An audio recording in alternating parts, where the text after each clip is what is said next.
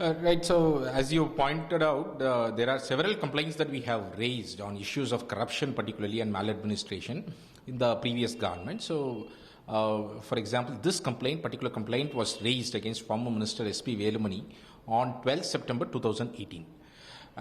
We have submitted close to 13 complaints to the Directorate of Vigilance and Anti-Corruption on various corruption issues across different departments. So this corruption issue that is on the former minister, Mr. S.P. Velumani, revolves around cartelization, syndicate formation, and unjust enrichment of people who are related to him, who are close to him. So this includes his own brother, which is Mr. S.P. Anbarasan, who owns a firm called Senthil & Co. And how tenders have been awarded violating the laws of the land, violating the Tender Transparency Act, violating various other laws, and how tenders have been awarded to them. And similarly, how hundreds of crores of tenders have been awarded to his close aides, such as KCP Engineers Private Limited, Vardhan Infrastructure, Constronics, and various other firms. How they colluded amongst themselves. In fact, they bid from the same IP address. We had even got evidences of how they had bid from the same IP address, uploaded their bids from the same IP address. How some of these people share the same phone number.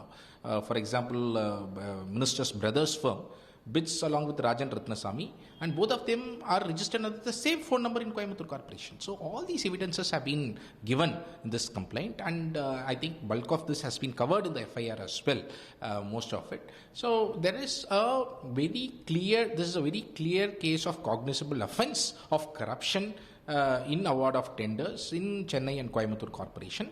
And so that has been put together. They have put together around 800 crores of how they have done turnover and tenders of 800 crores. Does your research and your investigation, like former Chief Minister Arappor, how many are there?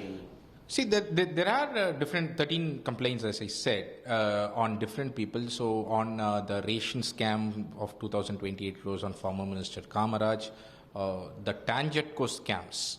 If you look at yesterday's white paper that has come out, particularly they have indicted Tangetco for the heavy losses and how former ministers Nattam Vishwanathan, Tangamani, their departments were involved in huge corruption in coal imports, coal transportation, and then power purchase from private players. So there are 3 such complaints that are pending with the DVAC.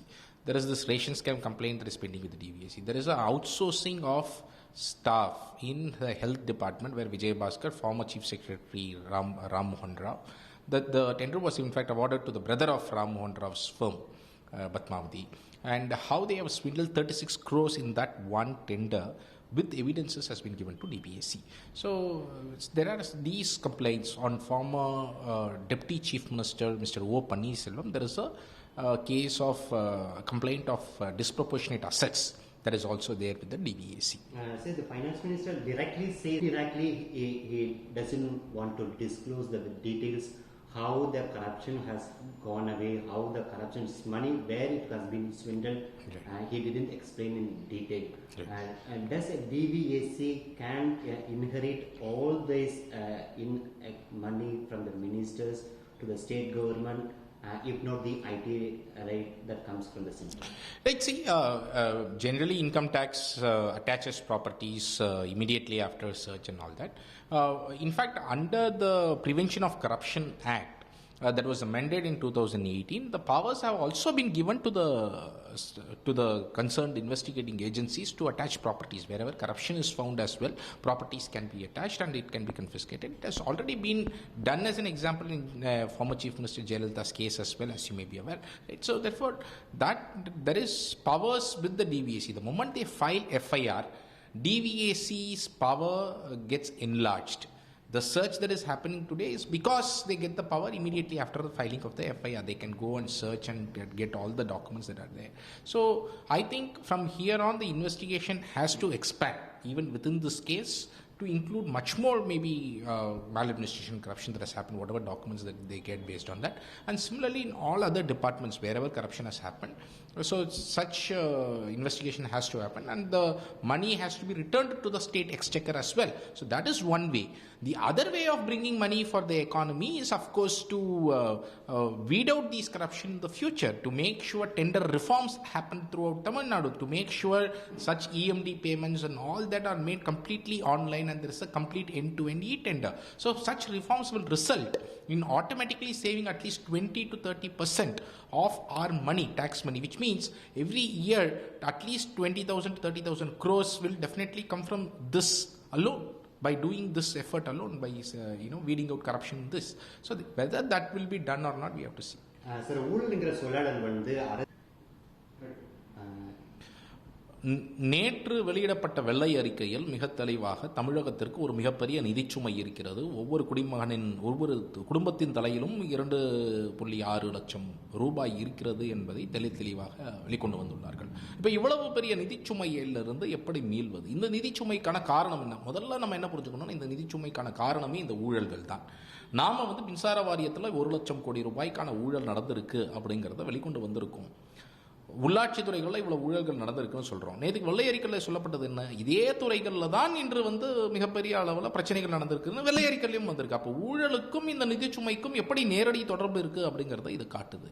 அப்போ இந்த நிதிச்சுமையிலிருந்து நாம் மீள வேண்டும் என்றால் என்ன செய்ய வேண்டும் அப்படின்னா 2 வகைகள் இருக்கு. ஒன்று, இந்த ஊழலில் ஈடுபட்டவர்கள் அவர்களுடைய சொத்துக்கள் என்னவெல்லாம் பார்த்து எப்படியெல்லாம் சம்பாதித்தார்கள் பார்த்து அதை அரசுக்கு கொண்டு வர முடியும் இந்த சட்டத்தின் மூலமாக, ஒரு நல்ல ப்ராப்பர் இன்வெஸ்டிகேஷன் மூலமாக. அதற்கு ஒரு 2 ஆண்டுகளுக்குள் துரிதமாக செயல்பட்டு செய்தார்கள் என்றால் அதை செய்ய முடியும். இரண்டாவதாக, இனி இந்த ஊழல்கள் நடைபெறாத வண்ணம் முழுக்க இதை எண்ட் டு எண்ட் ஈட்டெண்டர்களாக மாற்றுவது, டான்ஜெட்கோல அந்த மின்சாரத்தை சந்தை மதிப்பிற்கு வாங்குவது. இன்று ஒவ்வொரு யூனிட் மின்சாரத்திற்கும் 2.36 ரூபாய் இழப்பு ஏற்படுகிறது என்று வெள்ளை அறிக்கையில் சொல்லியுள்ளார்கள்.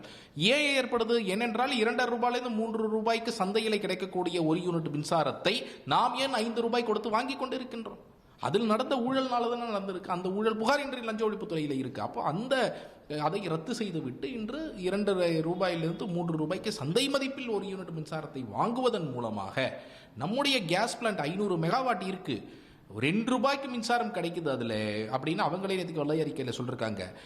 அந்த மின்சாரம் ஆனால் ஏன் 100 மெகாவாட் தான் இயக்கப்படுகிறது? 500 மெகாவாட் கெப்பாசிட்டி இருக்கு. அப்போ இதையெல்லாம் இயக்குவதன் மூலமாக கண்டிப்பாக ஊழல் மிகப்பெரிய அளவில் களையப்பட்டு நம்மால் இந்த நிதிச்சுமையிலிருந்து மீளுவதற்கான வாய்ப்பு ஏற்படும். இதை செய்தார்கள். கடந்த ஆட்சியை பார்க்கின்ற அதாவது நான் என்ன பார்க்கிறேன் என்றால், அரசு எப்படி இதை பார்க்க வேண்டும் அப்படிங்கிறதோ அவங்களுடைய ஆட்டிடியூட் இன்று இந்த சுமையை மக்கள் மீது இறக்கக்கூடாது. மக்கள் மீது போக்குவரத்து செலவை அதிகப்படுத்துவதோ, மின்சார செலவை அதிகப்படுத்துவதோ, கட்டணத்தை அதிகப்படுத்துவதோ இது மாதிரி செயல்களில் ஈடுபடாமல் அவர்கள் பணத்தை மற்ற வழிகளில் ஊழலை தடுப்பதன் மூலமாகவும் நிர்வாகத்தில் பல சீர்கேடுகள் தடுத்து இன்று அதை சீரமைப்பதன் மூலமாகவுமே செய்ய முடியும் பல மாற்றங்களை அப்படிங்கிறத நம்ம பார்க்குறோம். ஸோ அந்த மாற்றங்களை அரசு செய்ய வேண்டியது மிக மிக அவசியம். அந்த வழிகளுக்கு தான் நாம் இது எல்லாமே சொல்கிறோம். ஏன் மின்சார வாரியத்தில் இந்த டெண்டர்கள் பிரைவேட் பிளேயர்ஸ் கிட்ட கொடுக்கப்பட்டதை எடுத்து மீண்டும் புதிதாக போடப்பட வேண்டும். அதுவும் தேவைக்கு மட்டும் நீங்கள் எக்ஸ்சேஞ்சில் வாங்கிக்கோங்க, மிச்சது உங்களுடைய பவர் பிளான்ட் இருக்குது, அதை எஃபிஷியண்டாக ரன் பண்ணுங்கள். இந்த மாதிரி பல விஷயங்கள் செய்ய முடியும் அவர்களால். அப்படி செய்தார்களே ஆனால் அவர்கள் கண்டிப்பாக மெல்ல மெல்ல இந்த நிதிச்சுமையிலிருந்து வெளியே வர முடியும். அதை தான் அரசு கவனத்தில் கொண்டு செய்ய வேண்டும். அதற்கு நாம் எல்லாம் தொடர்ந்து அழுத்தம் கொடுக்க வேண்டிய அவசியம் நமக்கு இருக்கிறது அப்படிங்கிறது பார்க்குறோம். இதை மக்களாகிய நாம் இதற்கு அழுத்தம் கொடுக்கவில்லை என்றால் நாளை கடைசியில் இந்த நிதிச்சுமை நமது தலையில் தான் விழுவது போல் நம்மளுடைய கட்டணத்தை தான் அதிகப்படுத்தக்கூடிய விஷயங்களை செய்வார்கள் கடைசியில். அப்போ அதைக்கு போகாமல் நாம் தொடர்ந்து இந்த ஊழல்களை களைவதிலே மிக கவனம் செலுத்தினோம் சொன்னால் அது இந்த நிதிச்சுமை நம் தலையில் விழாமல் இருக்கும்.